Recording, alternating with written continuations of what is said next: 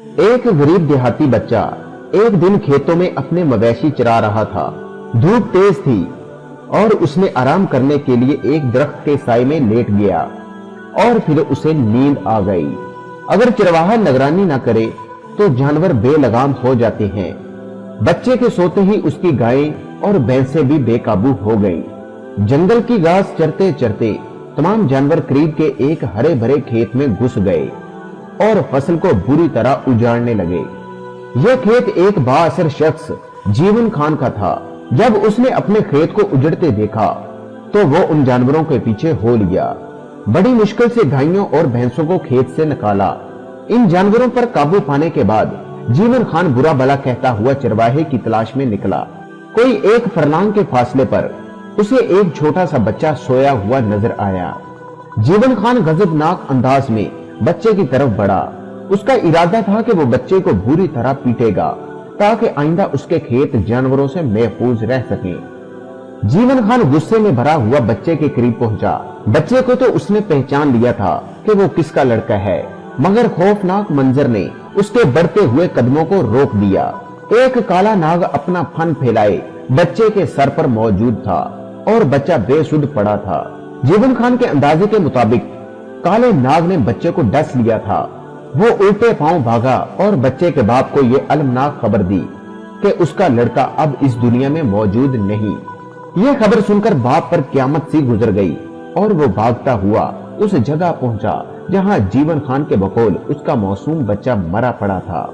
जैसे ही वो दोनों करीब आए, काला नाग उन्हें देखकर एक तरफ रेंगता हुआ चला गया और नजदीकी झाड़ी में रूपोश हो गया।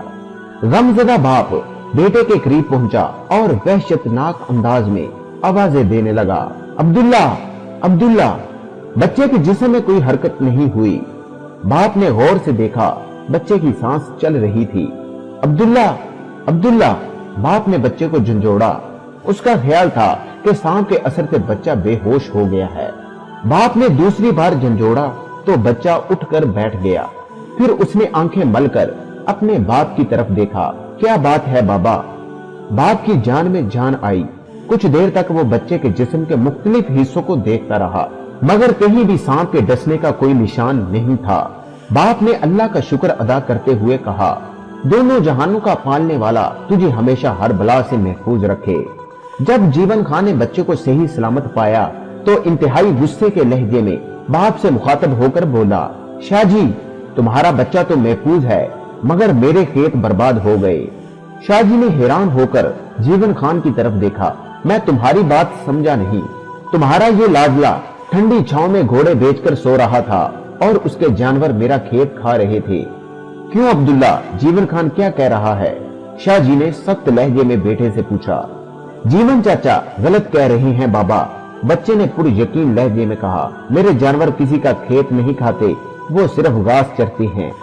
शाह जी, ये 4 दिन का लड़का मुझे झूठा कह रहा है। जीवन खान का पारा कुछ और चढ़ गया था। आप खुद चलकर अपनी आंखों से देख लें कि मेरी हरी भरी फसल किस तरह बर्बाद हुई है। तुम मुतमईन रहो जीवन खान, अगर तुम्हारा खेत मेरे बच्चे की वजह से खराब हुआ है तो मैं इसे सख्त सजा दूंगा और तुम्हारा नुकसान भी पूरा करूंगा। यह कहकर शाह जी ने बेटे का हाथ पकड़ा और जीवन खान के खेत की तरफ बढ़े। उस वक्त जीवन खान की हैरत की कोई इंतहा न रही जब खेत में किसी किस्म की बर्बादी के हल्के से आसार तक नजर न आए। जीवन खान आंखें फाड़ फाड़ कर देखता रहा। फिर उसे बहुत दूर खेत के बाड़ के नजदीक बच्चे के जानवर चरते नजर आए। शाह जी ने जीवन खान को मुखातब करते हुए कहा, मेरा बेटा सच कह रहा था। फसल की बर्बादी दूर की बात है, यहाँ तो किसी जानवर के दाखिल होने का भी निशान नजर नहीं आता। जीवन खान के लहजे और चेहरे से शदीद निदामत का इजहार हो रहा था। मेरा बेटा ही सच्चा है, मैंने इसे यही तालीम दी है। फिर वो गहरी सोच में डूबे हुए घर चले गए। खुद उन्हें भी इस वाकया पर बड़ा ताज्जुब हुआ था। ये मवेशी चराने वाला बच्चा पंजाब के मशहूर बुजुर्ग हजरत बाबा बुल्ले शाह रहमतुल्लाह अलैह थे और जिस वक्त ये वाकया पेश आया था उस वक्त आप रहमतुल्लाह अलैह 6 साल के थे।